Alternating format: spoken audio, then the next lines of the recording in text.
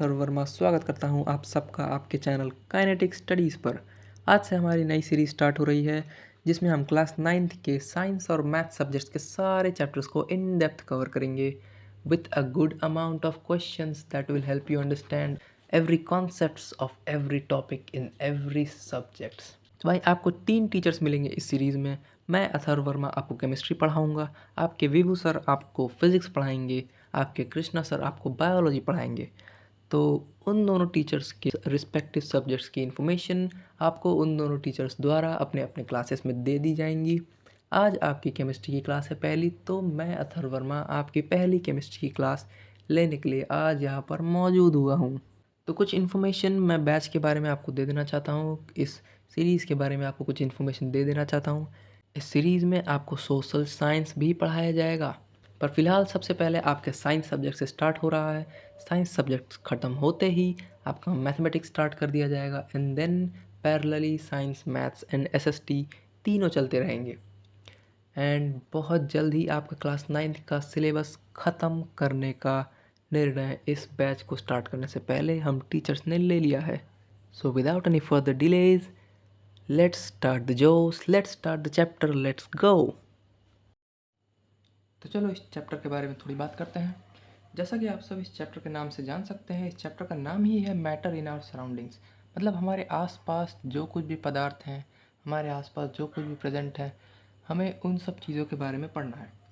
तो मैटर, जो इस चैप्टर का नाम ही है मैटर, उसका सबसे फंडामेंटल डेफिनेशन क्या होता है, मैटर क्या होता है। साइंटिस्ट लोगों ने मैटर को इस तरह से डिफ़ाइन किया है कि कोई भी चीज़ जिसके पास मास हो, कोई भी चीज़ जो भी स्पेस ऑक्यूपाई करता हो, उस चीज़ को हम मैटर बोलेंगे।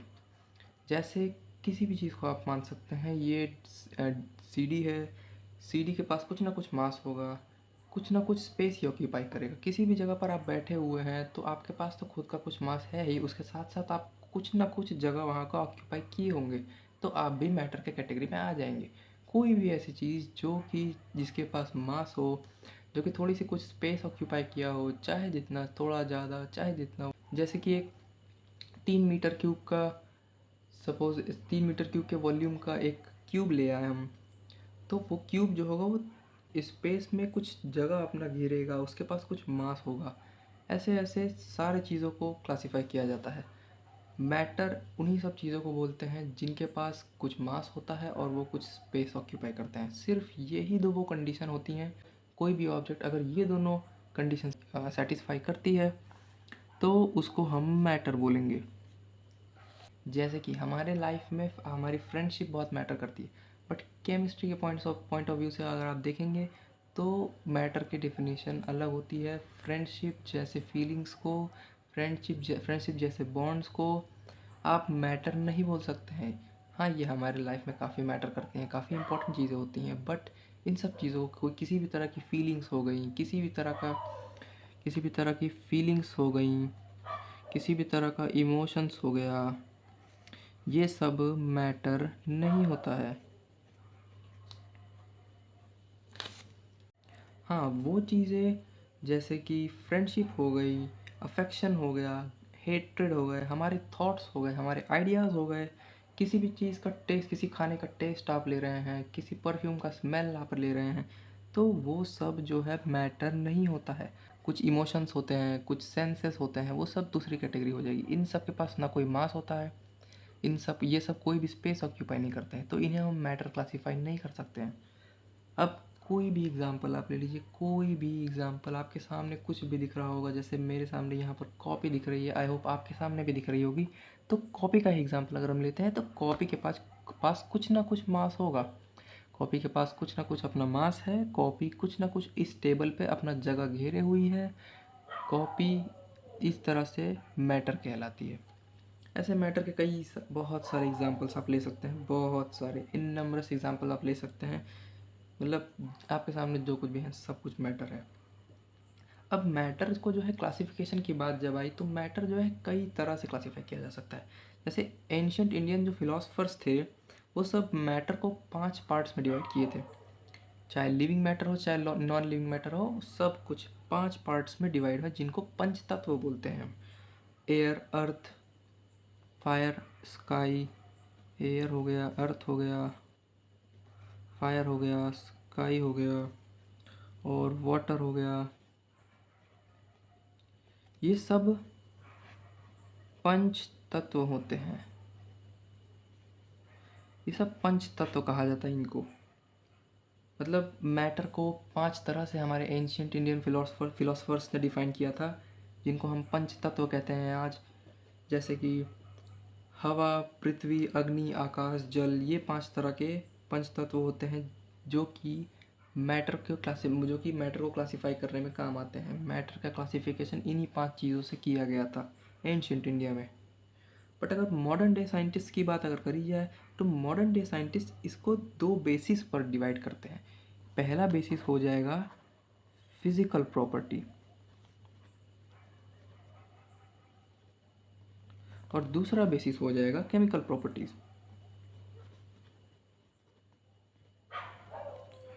तो फिजिकल प्रॉपर्टीज के बेसिस पर मैटर जो होता है वो 3 क्लासेस में डिवाइडेड होते हैं। Solids, liquids, gases. I hope आप सबको पता ही होगा, ये सब तो बहुत बचपन में पढ़ा दिया जाता है। और केमिकल बेसिस पर डिवाइड हम 3 तरह से कर सकते हैं, elements, compounds and mixtures. Chemical basis पर हम इसको elements, compounds and mixtures, chemical properties के बेसिस पर तीन टाइप्स में डिवाइड किए गए हैं मैटर्स को। अब जो केमिकल प्रॉपर्टीज़ पर जो मैटर का डिवीज़न है ये हम अगले चैप्टर में इसकी पढ़ाई करेंगे। बट फिजिकल प्रॉपर्टीज़ पर मैटर का क्लासिफिकेशन जो है वो इस चैप्टर का मेन पार्ट है। इस चैप्टर का मेन टॉपिक ही वही है, मेन कोर ही वही है। ये चैप्टर पढ़ाने का मतलब ही वही है। हमारे आसपास सराउंडिंग्स में जितनी भी चीज़ें दिख रही हैं वो आपको फिजिकली दिख रही हैं, आपको केमिकली वो सब नहीं दिख रही हैं। मतलब आपके सामने अगर कोई टेबल है तो वो टेबल को आप फिजिकल फॉर्म में देख रहे हैं, उस टेबल के केमिकल कंपोनेंट्स को आप नहीं देख रहे हैं, आप उसको फिजिकल फॉर्म में देख रहे हैं। तो मेन इस चैप्टर का बेसिस, इस चैप्टर का कोर फिजिकल प्रॉपर्टीज़ पर मैटर का डिवीज़न ही है, जिसको हम आगे पढ़ने जा रहे हैं। अब मैटर जो है, matter is made up of particles.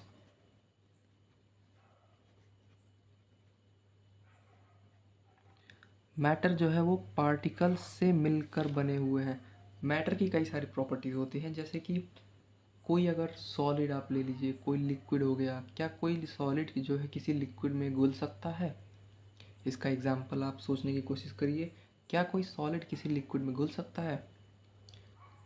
अगर आप नहीं सोच पा रहे हैं या फिर कई लोग सोच भी लिए होंगे तो हो सकता है कई लोगों ने इस एग्जाम्पल को सोचा होगा कि भाई चीनी को तो हम पानी में घोलते ही हैं, या तो नमक को तो हम पानी में घोलते ही हैं।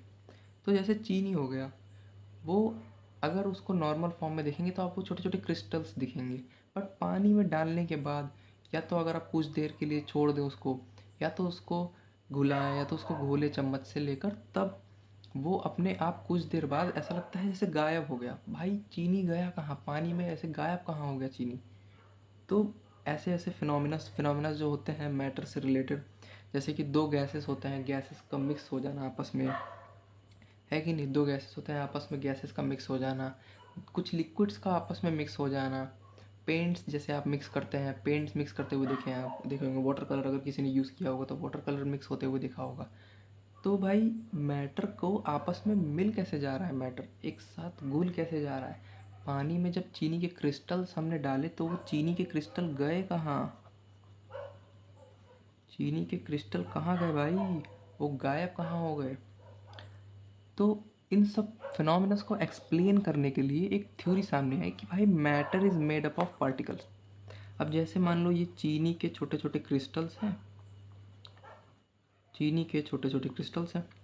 अब भाई ये जो छोटे छोटे क्रिस्टल्स हैं, इसको अगर आप ये बीकर में सपोज अपन पानी ले लिए थोड़ा सा, इसमें अगर आप इसको डाल देते हैं तो ये चीनी के जो क्रिस्टल्स हैं छोटे छोटे, वो जिन पार्टिकल से मिलकर बने हुए हैं ना, वो पार्टिकल्स अपने एकदम एलिमेंटल फॉर्म में टूट कर, एकदम फंडामेंटल, एकदम बेसिक, एकदम सबसे छोटे फॉर्म में टूट कर पानी, अब पानी भी मैटर है। तो भाई पानी के भी जो पार्टिकल्स होंगे, पानी के 2 पार्टिकल्स के बीच की जो स्पेस होगी, स्पेसिंग होगी, जैसे कि आप सब जानते हैं कि पानी कोई भी चीज़ होती है वो एटम मॉलिक्यूल से मिलकर बना होता है। तो भाई मैटर जिस चीज़ से मिलकर बना होता है उन्हें एटम मॉलिक्यूल ही बोलते हैं, उन पार्टिकल्स को ही हम एटम और मॉलिक्यूल्स बोलते हैं। तो भाई पानी के बीच का जो स्पेस है, पानी के बीच का जो पानी के दो पार्टिकल, सपोज ये 4 पार्टिकल्स हैं पानी के, उनके बीच का जो स्पेस है, तो वो चीनी का क्रिस्टल जब पानी में पड़ता है तो वो क्रिस्टल टूट कर बिखर जाता है, टूट कर बिखरने लगता है कुछ देर। अगर ऐसे कुछ देर रख दिया आपने तो टूट कर बिखरने लगेगा, या तो अगर आप उसको चम्मच से लेकर घोल दिए तब वो टूट कर बिखरने लगेगा। तो पार्टिकल जो है टूट कर बिखरने लगे और पानी के बीच में जो स्पेसेस हैं उसमें जाकर, मतलब उसमें जाकर या तो बैठ जाएंगे, मूवमेंट करते रहेंगे रैंडम, एक स्पेस से दूसरे स्पेस पे जंप करते रहेंगे, अलग अलग जगह जाते रहेंगे। तो भाई ऐसे ऐसे करके चीनी के जो क्रिस्टल्स होते हैं वो छोटे छोटे पार्टिकल्स अपने एकदम बेसिक फंडामेंटल पार्टिकल्स में टूट कर पानी के बीच के स्पेसेस में जाकर उन स्पेसेस को ऑक्यूपाई कर कर, जैसा कि आपने देखा होगा कि पानी में अगर आप चीनी डालते हैं, जी डालकर घोलते हैं तो पानी हल्का सा गाढ़ा हो जाता है, सीरा टाइप का बन जाता है जैसा। तो वैसे ही चीनी के क्रिस्टल जो होते हैं वो छोटे छोटे पार्टिकल्स में टूट कर पानी में घुल कर पानी को थोड़ा गाढ़ा कर देते हैं। और चीनी तो मीठा होता ही है, तो फिर उस पानी को जब आप पीते हैं तब वो मीठा लगने लगता है। तो भाई जो चीनी था वो अपने आप गायब हो गया, लेकिन पानी जो है वो मीठा हो गया। वो कैसे हो गया? तो वो इसको अगर एक्सप्लेन करना होगा तो इस थ्योरी के थ्रू हम इसको एक्सप्लेन कर सकते हैं कि भाई मैटर जो है वो छोटे छोटे पार्टिकल्स से मिलकर बना हुआ है, जिनको हम एटम और मॉलिक्यूल्स, या तो मॉलिक्यूल्स एटम्स या मॉलिक्यूल्स कह सकते हैं, या मतलब कहते हैं इन दोनों को, एटम्स और मॉलिक्यूल्स। तो भाई मैटर जो है एटम्स और मॉलिक्यूल्स से मिलकर बना हुआ है, तो जब वो पानी में घुलता है तो उसके एटम्स मॉलिक्यूल बिखर जाते हैं, बिखर के पानी के एटम्स और मॉलिक्यूल्स के बीच के स्पेसेस में जाकर अपनी जगह बना लेते हैं। इस तरह से चीनी के जो क्रिस्टल्स हैं वो अपना शेप और साइज़, अपना फॉर्म छोड़कर पानी में घुल जाते हैं। तो इससे हमें ये पता चलता है कि मैटर के पास पार्टिकल्स होते हैं, मैटर के पास पार्टिकल्स होते हैं छोटे छोटे, जो कि कम से कम, मतलब इतने सारे पार्टिकल्स होते हैं मैटर में कि भाई साहब लगभग अरबों खरबों पार्टिकल्स मिलकर एक मैटर का छोटा सा टुकड़ा बनाएंगे। जैसे कि आपको एग्जाम्पल के तौर पर अगर हम बताएं तो ये सपोज़ करो कि ये एक छोटा सा पानी का ड्रॉप है। तो भाई इस पानी के ड्रॉप में 10 to the power 21 atoms present होंगे, approximately 10 to the power 21 atoms present होंगे। अब 10 to the power 21 का मतलब अगर किसी को नहीं समझ में आ रहा है तो सिंपल वर्ड्स में ये समझ लो कि एक के बाद 21 जीरो लगा दो। भाई इतने सारे एटम्स प्रेजेंट होंगे इस छोटे से पानी के ड्रॉप में। तो मैटर के जो पार्टिकल्स होते हैं एटम्स और मॉलिक्यूल, वो इतने ज़्यादा छोटे होते हैं, इतने ज़्यादा छोटे होते हैं कि भाई आँख से तो खैर देख ही नहीं सकता कोई। इवन आजकल के जो सबसे मॉडर्न, सबसे ज़्यादा पावरफुल माइक्रोस्कोप्स जो होते हैं, सॉरी टेलीस्कोप नहीं, आज के सबसे पावरफुल माइक्रोस्कोप्स जो होते हैं उनके द्वारा भी इसको देखना लगभग इम्पॉसिबल सा है। ये पार्टिकल्स इतने ज़्यादा छोटे हैं। अब इसका अगर अंदाज़ा आपको चाहिए कि कितने ज़्यादा छोटे हैं, तो उसका, इन पार्टिकल्स का रेडियस लगभग अप्रॉक्सीमेटली होता है 10 to the power-10 metres. 10 to the power-10 metres कितना होता है इसका अंदाज़ा अगर आपको चाहिए तो ये एक सिंपल वर्ड्स में 0.0000 भाई 10 बार ज़ीरो लगा दो 1 मीटर, इतना छोटा होता है एक मैटर का छोटा सा पार्टिकल। तो अब मैटर के पार्टिकल्स की और प्रॉपर्टीज़ की अगर हम बात करें तो उसके बारे में आप और कुछ जान सकते हैं। जैसे पहली चीज़ तो हमने अभी अभी देखी जस्ट कि मैटर के पार्टिकल्स जो होते हैं वो बहुत ही छोटे होते हैं। मैटर के पार्टिकल्स बहुत ही छोटे होते हैं, मतलब इनफैक्ट इतने छोटे कि सबसे पावरफुल माइक्रोस्कोप से भी इनको देखना इम्पॉसिबल सा लगता है। दूसरी प्रॉपर्टीज़ ये होती है कि मैटर के पार्टिकल्स जो होते हैं वो कांस्टेंट मोशन में होते हैं। मैटर के पार्टिकल्स कांस्टेंट मोशन में होते हैं, बहुत कांस्टेंट मोशन, मतलब लगातार मूवमेंट होता है भाई उसमें। जैसे कि इसका एग्जांपल अगर आपको चाहिए तो अभी जस्ट हमने देखा मैटर के पार्टिकल, जैसे कि चीनी हो गया, चीनी के छोटे छोटे क्रिस्टल्स को अगर आप पानी में डालेंगे तो भाई पहले बात तो आप इसको घोल देंगे अगर चम्मच से तो ये अपने आप घुल जाएगा। बट अगर आप इसको 10 मिनट, 15 मिनट, 20 मिनट वेट करने के लिए रख देंगे सिर्फ चीनी को पानी में डालकर, तो ये अपने आप घुलने लगेगा। 10-15 मिनट बाद अगर आप आकर देखेंगे तो आपको आपको दिखेगा कि मैटर के पार्टिकल्स यानी वो जो चीनी के क्रिस्टल्स थे वो अपने आप गायब हो चुके होंगे।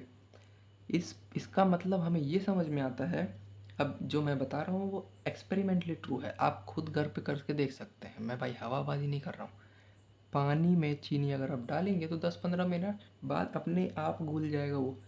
इससे हमें इस बात का एविडेंस मिलता है कि भाई मैटर के पार्टिकल जो हैं कांस्टेंट मोशन लगातार मूव कर रहे हैं। इसका मतलब कि चीनी के जो क्रिस्टल्स हैं उन क्रिस्टल्स को अगर मैं पानी में छोड़ दूँ, डायरेक्ट पानी में डाल दूँ, तो भाई वो अपने आप टूट कर बिखर जाएंगे और बिखरने के साथ साथ उसके जो पार्टिकल्स हैं वो फ्री हो जाएंगे। फिर वो पानी के मॉलिक्यूल्स के बीच के स्पेसेस जो होंगे उसमें उसमें जाकर अपनी जगह बनाने लगेंगे और कॉन्स्टेंटली एक स्पेस से दूसरे स्पेस में जंप करने लगेंगे, जिससे पानी का टेस्ट जो हो जाएगा वो सादे पानी से मीठा पानी हो जाएगा। तो इससे हमें इस बात का प्रूफ मिलता है कि भाई मैटर के पार्टिकल्स कांस्टेंट मोशन में होते हैं, कांस्टेंट मोशन। पहली बात तो मैटर के पार्टिकल्स इतने ज़्यादा छोटे होते हैं, इतने ज़्यादा छोटे होते हैं कि भाई उसको सबसे पावरफुल माइक्रोस्कोप से देखना भी मुश्किल होता है। और दूसरी बात ये कि मैटर के पार्टिकल जो है कांस्टेंट मोशन में होते हैं, लगातार मूव करते रहते हैं। और छोटे से छोटा मैटर भी जो होता है वो मतलब गिनती नहीं कर सकते भाई, इतने ज़्यादा एटम्स और मॉलिक्यूल से मिलकर बने होते हैं। भाई पार्टिकल जब इतना छोटा है तो कम से कम देखो, जैसे एक वाटर को ड्रॉप बनाने के लिए 10 to the power 21 atoms approximately चाहिए होते हैं वाटर के molecules. 10 to the power 21 molecules की ज़रूरत होती है हमें एक ड्रॉप वाटर बनाने के लिए। तो भाई 10 to the power 21 आप समझ ही सकते हैं एक्सपोनेंट। साइंटिफिक नोटेशंस आपने क्लास 8 में आई होप पढ़े ही होंगे, और नहीं भी पढ़े तो मैंने यहाँ पर सिंपल वर्ड्स में समझाया है। एक के बाद 21 जीरो लगा दीजिए, उतने ज़्यादा पार्टिकल्स हमें चाहिए होंगे वाटर का एक ड्रॉप बनाने के लिए। इतने ज़्यादा छोटे होते हैं मैटर के पार्टिकल्स।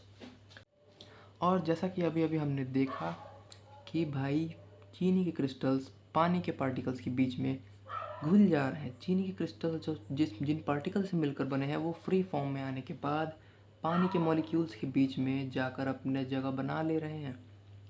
तो इससे हमें ये बात भी पता चलती है कि भाई मैटर के पार्टिकल्स के बीच में इनफ स्पेसेस होती हैं कि दूसरी पार्टिकल्स भी आकर उसमें अपनी जगह बना सकें। मैटर के पार्टिकल्स के बीच में इनफ स्पेसेस होती हैं कि दूसरे पार्टिकल्स भी आकर उसमें जगह बना सके। ऐसा नहीं होता है कि मैटर के पार्टिकल्स एकदम ही चिपके हुए हैं आपस में। मैटर के पार्टिकल्स बिल्कुल चिपके हुए नहीं रहते हैं भाई, मैटर के पार्टिकल्स बिल्कुल चिपके हुए नहीं रहते हैं। मैटर के पार्टिकल्स के बीच में कुछ ना कुछ स्पेसेस रहती ही रहती हैं, चाहे वो सॉलिड हो चाहे वो लिक्विड हो। और गैसेस तो आप जानते ही हैं, गैसेस फैले हुए होते हैं। भाई अगली प्रॉपर्टी की अगर हम बात करें तो अगली प्रॉपर्टी मैटर की ये है कि मैटर के जो पार्टिकल्स होते हैं वो एक दूसरे को अट्रैक्ट करते हैं। मैटर के पार्टिकल्स जो होते हैं वो एक दूसरे को अट्रैक्ट करते हैं। भाई particles of matter attract each other, ये भी एक पॉइंट है। मैटर के जो पार्टिकल्स है वो एक दूसरे को अट्रैक्ट करते हैं। अब इसका एग्जाम्पल हम कैसे ले सकते हैं? आप कभी पानी को काटने की कोशिश किए हैं? पानी में चाकू रखिए, पानी में अपने हाथ से उंगली से काटने की कोशिश करिए, क्या पानी के जो पार्टिकल्स है वो कट के अलग अलग हो जाते हैं? ऐसा तो बिल्कुल नहीं होता है। पानी जो है अगर आप चाकू से भी काटने की कोशिश करेंगे तो चाकू उसके अंदर से घुस के निकल आएगा, बट पानी के पार्टिकल्स अलग अलग नहीं होंगे। ऐसा क्यों होता है? क्योंकि पानी के पार्टिकल्स के बीच में फोर्सेस प्रेजेंट हैं जो कि चाकू से काटने पर भी नहीं कटेंगे। और पानी के पार्टिकल्स के जो फोर्सेस होते हैं वो इनविजिबल फोर्सेस होते हैं, वो कोई फिजिकल फोर्सेस नहीं होते। Force is always invisible. अगर अगर मैं ये इस टेबल पर, इस कॉपी पर, इस पेन पर अगर किसी तरह का फोर्स लगाऊंगा तो वो फोर्स आपको दिखेगा नहीं, वो फील होगा। वो आपको फोर्स की वजह से इस पार्टिकल का मूवमेंट ज़रूर दिखेगा, इस पेन का मूवमेंट ज़रूर दिखेगा, बट आप इस फोर्स को देख नहीं सकते हैं, आप इस फोर्स को फील कर सकते हैं। Force is not a physical property. खैर वो सब तो फिज़िक्स वालों की बात है, बट मैं ये कहना चाह रहा हूँ कि पानी के पार्टिकल और या तो मैटर के पार्टिकल जो होते हैं वो एक दूसरे को अट्रैक्ट करते हैं। इसी वजह से ये पेन जो आप देख रहे हैं, पेन जिस जिस पार्टिकल से मिलकर बना हुआ है वो पार्टिकल्स एक दूसरे को अट्रैक्ट किए हुए हैं। इसी वजह से ये पेन जिस शेप में आप देख रहे हैं उसको उस शेप में अवेलेबल है। तो ऐसे ही डिफरेंट ऑब्जेक्ट्स में डिफरेंट टाइप्स के forces, different level of forces available होते हैं, प्रेजेंट होते हैं। अब मैटर के जितने प्रॉपर्टीज़ मैंने बताई कुछ वो सब इस प्रकार से हैं। पहला तो particle of matter attract each other, ये मैंने अभी आपको जस्ट बता दिया। Matter is made of particles, matter is made of particles, particles are so small that even strongest of today's microscopes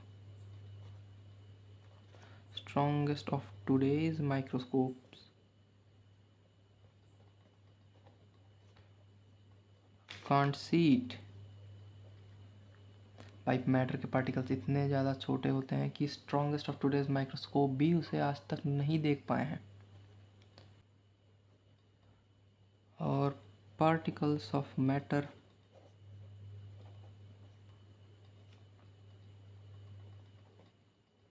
are in constant motion. तो ये सब कुछ प्रॉपर्टीज़ हो गई हैं मैटर की, जो मैटर के पार्टिकल्स के अंदर प्रेजेंट होती हैं। भाई मैटर खुद जो होता है वो छोटे छोटे पार्टिकल्स से मिलकर बना होता है। मैटर के जो पार्टिकल्स होते हैं वो हमेशा एक दूसरे को अट्रैक्ट किए रहते हैं और साथ ही साथ कांस्टेंट मोशन में भी होते हैं। कांस्टेंट मोशन में होते हुए लगातार मूव करते हुए एक दूसरे को अट्रैक्ट किए रहते हैं मैटर के पार्टिकल्स। और इतने ज़्यादा छोटे होते हैं कि भाई आजकल के सबसे पावरफुल माइक्रोस्कोप से भी नहीं देखे जा सकते, वो इतने ज़्यादा छोटे होते हैं। और एक और पॉइंट कि मैटर के पार्टिकल्स के बीच में स्पेसेस होती हैं।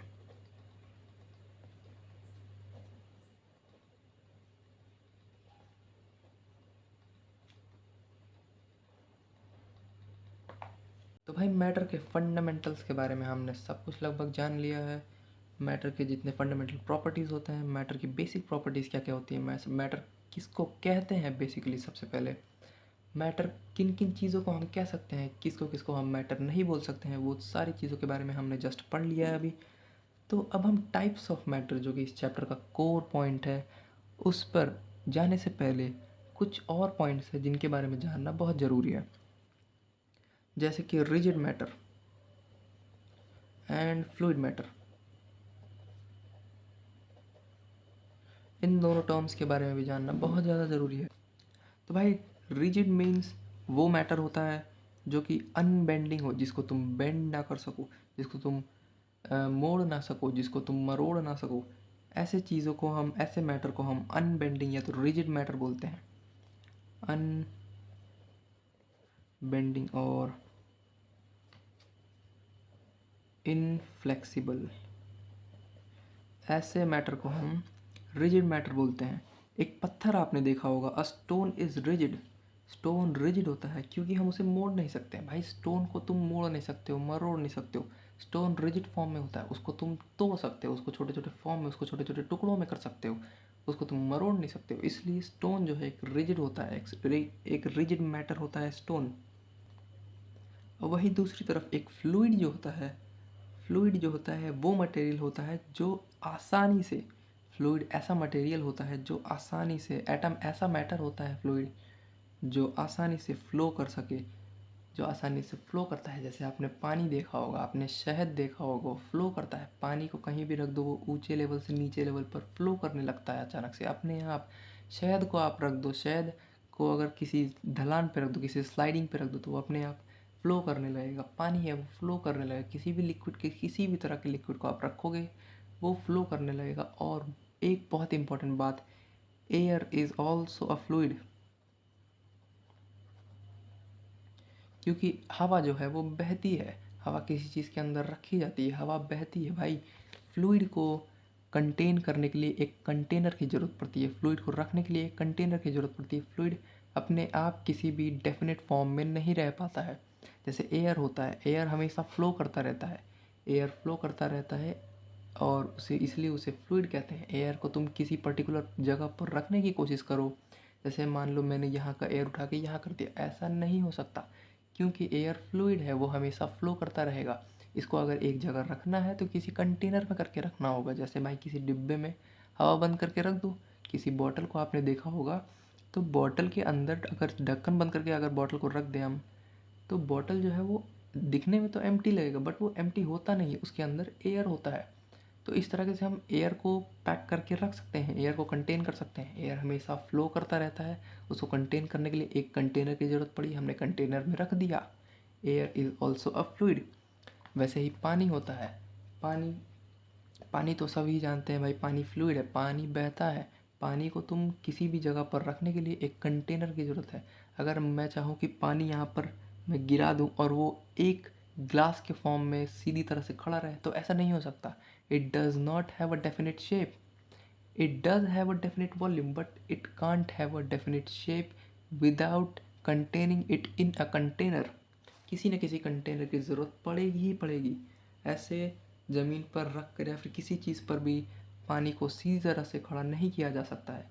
It needs a container to be at a stable place. तो अब हम चलते हैं मैटर के 3 फॉर्म्स पे। मैटर के फिजिकल बेसिस पर क्लासीफाई किए हुए 3 टाइप्स जो होते हैं, उनमें से पहला टाइप्स होता है सॉलिड, दूसरा होता है लिक्विड, तीसरा होता है गैसेस फॉर्म। तो भाई पहला टाइप होता है सॉलिड, दूसरा होता है लिक्विड, तीसरा होता है गैसेस। तो अगर हम इसको रिजिड और फ्लूइड मैटर्स के टर्म में समझें, तो solid is a rigid matter, liquid is a fluid matter, and a gas is also a fluid matter.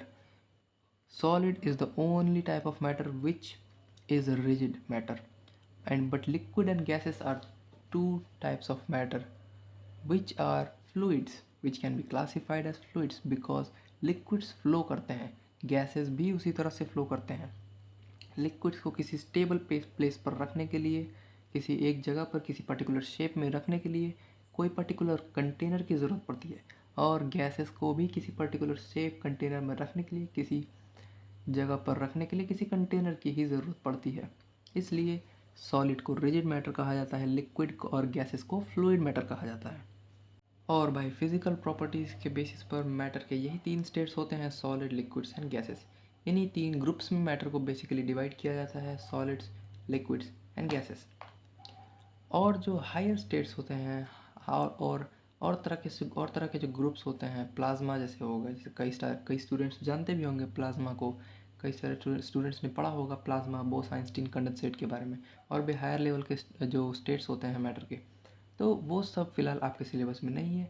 पहले बेसिक फंडामेंटल जो मैटर के ग्रुप्स डिवाइड किए गए हैं, बिल्कुल उन्हीं को आप उन्हीं पर आपको फोकस करना है, और उन पर पहले अपना कंट्रोल जमाना है, उन पर पहले अपना दबदबा जमाना है भाई।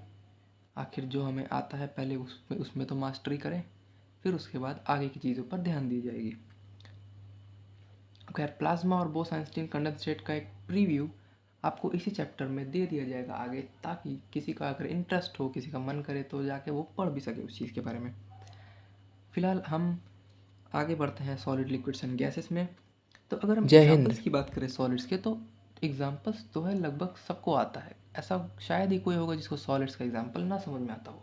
अब ये पेन है भाई, इस पेन का डेफिनेट शेप है, इस पेन का डेफिनेट वॉल्यूम है।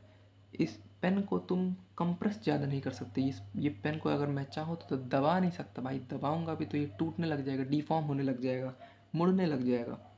तो भाई इतना ही वॉल्यूम अगर हम किसी गैस का ले लें, इतना ही वॉल्यूम अगर हम किसी लिक्विड का ले लें, और इतना ही वॉल्यूम अगर हम किसी सॉलिड का ले लेते हैं, तो बेसिकली सॉलिड का मास जो होगा उन तीनों, अब भाई तीनों का वॉल्यूम सेम है, तो डेंसिटी जिसका ज़्यादा होगा मास भी उसका ज़्यादा होगा। सॉलिड की डेंसिटी ज़्यादा होती है सबसे ज़्यादा, इसलिए उसका मास भी ज़्यादा होगा। सेम अमाउंट ऑफ वॉल्यूम है, सेम अमाउंट ऑफ वॉल्यूम अगर आप किसी चीज़ का लेंगे, सॉलिड, लिक्विड्स और गैसेस में तीनों को मिला के, तो उसमें सॉलिड का मास सबसे ज़्यादा आएगा, एंड देन लिक्विड का मास सबसे ज़्यादा आएगा सेकंड नंबर पर, एंड देन सबसे कम मास आएगा गैस का।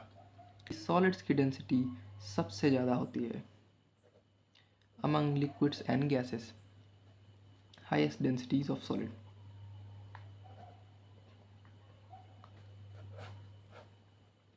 भाई सॉलिड, लिक्विड और गैसेस की अमंग सबसे ज़्यादा डेंसिटी सॉलिड की होती है। सेम वॉल्यूम ऑफ मैटर लेने पर सॉलिड की मास सबसे ज़्यादा आएगी, and then liquid and then gases. That's because of density difference. So till now we have studied about every basic things about matter, which things can be called as matter, what are the criteria to be called as matter, how can I say that this is a matter.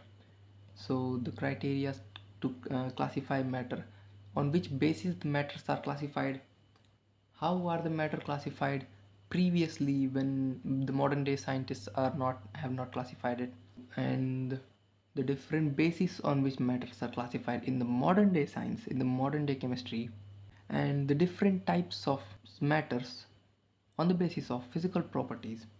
ये सब आज हमने cover किया हुआ है, तो बाकी के टॉपिक्स नेक्स्ट लेक्चर में। Till then keep studying and don't forget to revise things.